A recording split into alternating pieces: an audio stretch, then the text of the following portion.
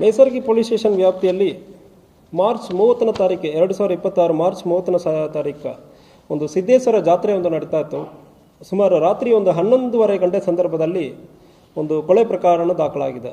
ಈ ಸಂದರ್ಭದಲ್ಲಿ ತಕ್ಷಣ ಸಿದ್ದೇಶ್ವರ ಜಾತ್ರೆ ಮತ್ತು ಸುಮಾರು ಜನ ಇರುವುದರಿಂದ ಸ್ಥಳಕ್ಕೆ ಇಮಿಡಿಯೇಟ್ಲಿ ಇನ್ಸ್ಪೆಕ್ಟರ್ ಅಲ್ಲಿಯೇ ಸುತ್ತಮುತ್ತನೇ ಇದ್ದರು, ಜಾತ್ರೆನ ಬಂದೋಬಸ್ತಲ್ಲಿ ಇದ್ದರು ಮತ್ತು DSP ಅವರು ಈವನ್ ಪರ್ಸನಲಿ ನಾನು ಮತ್ತು ಟೀಮ್ ಕೂಡ ಹೋಗಿದ್ದೀವಿ. ಜಾತ್ರೆ ಮತ್ತು ಎಲ್ಲ ಕಮ್ಯುನಿಟಿಯ ಸೇರಿದವರು ಕೂಡ ಅವತ್ತು ಇದ್ದ ಕಾರಣ ನಾವು ತಕ್ಷಣ ರಾತ್ರಿ ನಾನು ಇಲ್ಲಿಂದ ಕೂಡ 1:30ಕ್ಕೆ ಸ್ಥಳಕ್ಕೆ ಹೋಗಿದೆ. ಆ ಕೇಸಲ್ಲಿ ಏನಾಗಿದೆ ಅಂದರೆ ಶಂಕನಗೌಡ ಬಸನಗೌಡ ಪಾಟೀಲ್ ಇವ್ರಿಗೊಂದು 50 ವಯಸ್ಸು. ಜಾತ್ರೆ ಮುಂದೆ ಹೋಗ್ತಾ ಇದೆ, ಇವರು ಹಿಂದುಗಡೆಯಿಂದ ಸ್ವಲ್ಪ ಕುಡಿದಿರ್ತಾರೆ.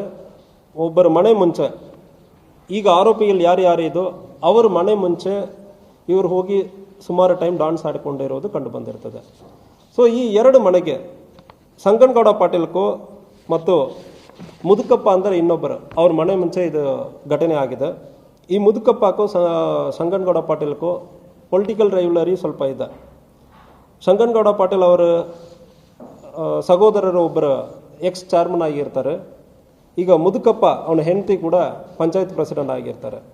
ಅದು ಅಲ್ಲದೆ ಮತ್ತು ಹುಡುಗ ಹುಡುಗಿ ವಿಚಾರದಲ್ಲಿ ಈ ಫ್ಯಾಮಿಲಿಯವರು ಆ ಫ್ಯಾಮಿಲಿಗೆ ಒಂದು ಸಂಬಂಧ ಇತ್ತು. ಅದು ಎರಡು ಮದುವೆ ಆಗಿಲ್ಲ.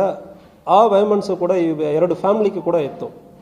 ಸೊ ಈ ಶಂಕನಗೌಡ ಪಾಟೀಲ್ ಹೋಗಿ ಮನೆ ಮುಂಚೆ ಒಂದು ಡ್ಯಾನ್ಸ್ ಮಾಡಿಕೊಂಡಿರೋ ಸಂದರ್ಭದಲ್ಲಿ ಮುದುಕಪ್ಪ ಮತ್ತು ಅವ್ರ ಫ್ಯಾಮಿಲಿಯವರು ಸುಮಾರು ಒಂದು 15-20 ಮಂದಿ ಇಲ್ಲಿ ಯಾಕೆ ಡ್ಯಾನ್ಸ್ ಮಾಡ್ತಾ ಇದ್ದೀರಿ, ನಿಮಗೂ ನಮ್ಮ ಮನೆಗೆ ಆಗ್ತಾ ಇಲ್ಲ ಅಂದರೆ ಹೇಳಿ ಸಡನ್ ಆಗಿ ಪ್ರೊವೊಕೇಶನ್ ಆಗಿ ಇವರನ್ನು ಹೋಗಿ ಹೊಡೆದಿರ್ತಾರೆ.